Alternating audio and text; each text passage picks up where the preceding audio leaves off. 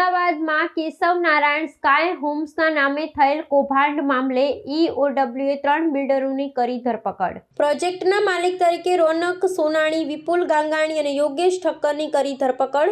બિલ્ડરે ઘાટીલોડિયા તાલુકાના છારોડી ગામે આવેલ જમીન પર NA અને RERA વગર પ્રોજેક્ટ શરૂ કર્યાના આરોપ। કેશવ નારાયણ સ્કાય હોમ્સ નામે 2 BHK 3 BHK ફ્લેટ અને દુકાનોની સ્કીમ મૂકી ગ્રાહકો સાથે ઠગાઈ કરી।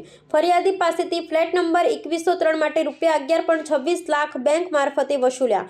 બ્રોકર હિમાંશુ અગ્રવાલ મારફતે અન્ય ફ્લેટ માટે ₹8.85 લાખની રકમ લેવાઈ।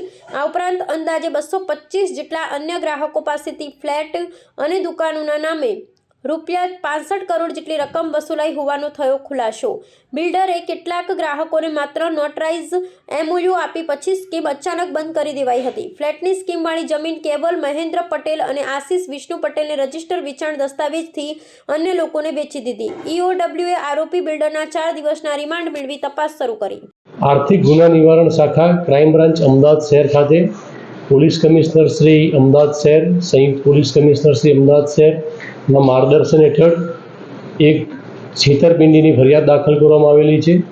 આ ફરિયાદમાં કેશવ નારાયણ ગ્રુપના પાર્ટનરો જે છારોડી ખાતે અમદાવાદ ખાતે સ્કાય હોમ્સ નામની સ્કીમ અમલમાં મૂકેલી, જેમાં 2 BHK 3 BHK ફ્લેટ ધારકોને આપવાનું આશ્વાસન આપવામાં આવેલું હતું અને તેના ભાગરૂપે ટેમ્પલેટ છપાવી અને આ કામના આરોપીઓએ તેઓ પાસેથી રોકાણના પેટે પૈસા વસૂલ કરેલા હતા અને જેમાં કુલ 94 જેટલા ફ્લેટ ધારકોએ 35 કરોડ જેટલી રકમ આ કામના આરોપી જે હતા તેમનું નામ છે રોનકભાઈ રવજીભાઈ સોનાણી, વિપુલભાઈ ગોરધનભાઈ ગાંગાણી અને યોગેશભાઈ હીરાલાલ ઠક્કર, આ ત્રણેય આરોપીઓએ ભેગા મળી કુલ 94 જેટલા ફ્લેટ ધારકો પાસેથી 35 કરોડ જેટલી માતબર રકમ ભેગી કરી અને ત્યાં સ્કીમ બનાવવાનું નક્કી કરેલું, આશ્વાસન આપેલું અને તે લોકોને નોટરીના કરાર પણ સમજૂતી કરાર પણ કરી આપવામાં આવેલા। આ સ્કીમ 2023થી અમલમાં મૂકવામાં આવેલી, પરંતુ આજ દિન સુધી ફ્લેટ ધારકોને ફ્લેટ પણ આપવામાં આવેલા ન હતા। આ જગ્યા જે બતાવવામાં આવેલી તે જગ્યાની NA પણ કરવામાં આવેલી ન હતી અને ત્યાં ફ્લેટનું કોઈ કામકાજ પણ શરૂ કરવામાં આવેલું ન હતું।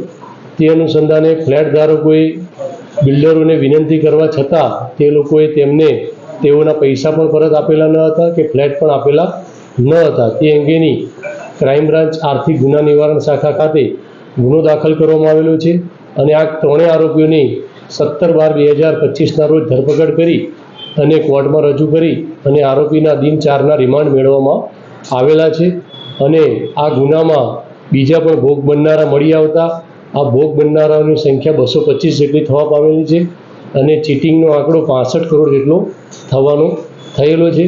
અને આપના માધ્યમથી જણાવવામાં આવે છે કે આ કામના આરોપીઓ દ્વારા કોઈ અન્ય લોકો પાસે પણ છેતરપિંડી કરવામાં આવેલી હોય તો આર્થિક ગુના નિવારણ શાખા ક્રાઇમ બ્રાન્ચનો સંપર્ક કરવા અપીલ કરવામાં આવે છે।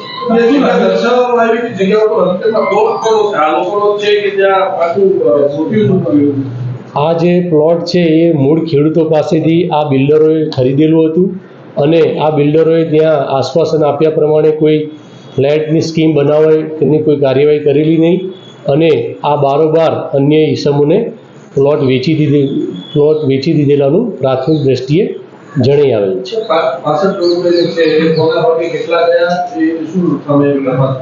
હાલમાં આ કામના આરોપીઓ દ્વારા આનો શું ઉપયોગ કરવામાં આવેલો છે તેની તપાસ કરવામાં આવી રહેલી છે અને આમાં ભવિષ્યમાં બીજા પણ જો સંડોવાયેલા હશે તો તેઓના વિરુદ્ધમાં પણ કાયદેસર કાર્યવાહી કરવામાં આવનાર છે।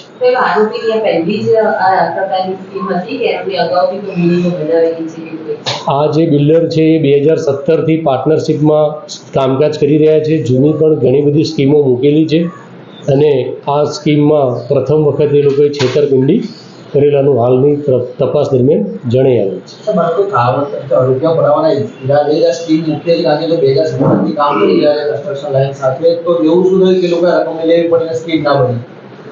આ લોકોનો ઈરાદો શરૂઆતથી જ છેતરપિંડી કરવાનો હોવાનું પ્રથમ દ્રષ્ટિએ જણાઈ આવે છે, કેમ કે તે લોકોએ જે પ્રમાણે આશ્વાસન ભોગ બનનારને આપેલું તે પ્રમાણે તે લોકોએ જમીન NA કરાવવી જોઈએ અને ત્યારબાદ જ સ્કીમ મૂકવી જોઈએ પરંતુ તે લોકોએ પહેલાં પૈસા લોકો પાસેથી ફ્લેટ ધારકો પાસેથી મેળવી લીધેલા છે અને તે પ્રમાણે તેઓ લોકોએ એનઓએ પણ નથી કરાવેલી અને કોઈ રેરામાં નોંધણી નથી કરાવેલી, એટલે એનો ઈરાદો પ્રથમથી જ ચીટિંગ કરવાનો જણાઈ આવે છે.